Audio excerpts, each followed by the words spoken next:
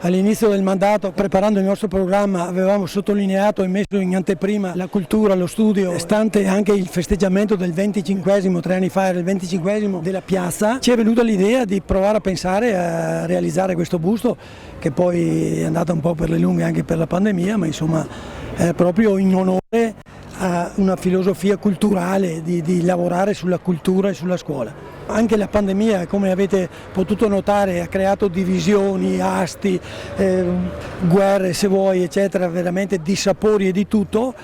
Per superare questa tristezza e questa serve cultura, conoscenza, voglia di conoscere. La conoscenza ti aiuta a capire anche le differenze e a saper apprezzare anche le differenze, a dialogare, a condividere e quindi a essere spinti totalmente dalla parte opposta di queste negatività che abbiamo vissuto fin troppo in questi 2 anni. Parlando con il nostro governatore Zaia, era stato lui a accennarmi, credo che nel Veneto, al di là dei musei o delle pinacoteche e quant'altro, ho detto credo che questo sia l'unico busto che esiste in tutto il Veneto, ma stamattina abbiamo conosciuto la piacevole sorpresa che l'associazione Marconi, che ha queste conoscenze, ha detto addirittura che siamo l'unica piazza ad avere un busto in un luogo pubblico. Questa mattinata è stata molto bella, ci siamo organizzati, intanto abbiamo pensato più al video perché sia costruirlo che montarlo ci è voluto un po'.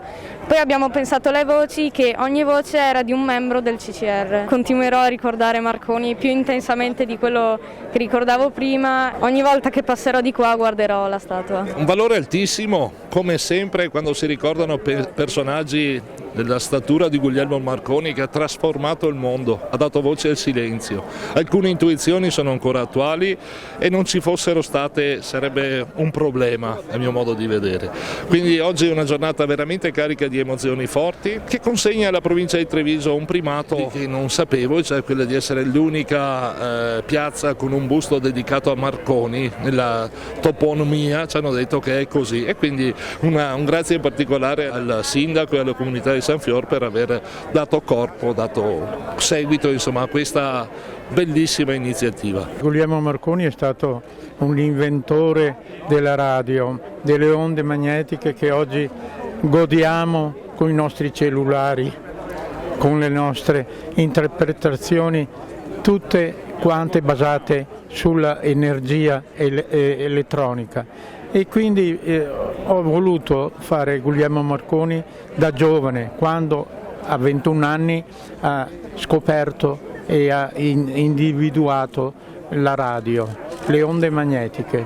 È il primo monumento in Italia dedicato a Guglielmo Marconi, proprio con questa indole, questa forma artistica di interpretare con l'età giovanile.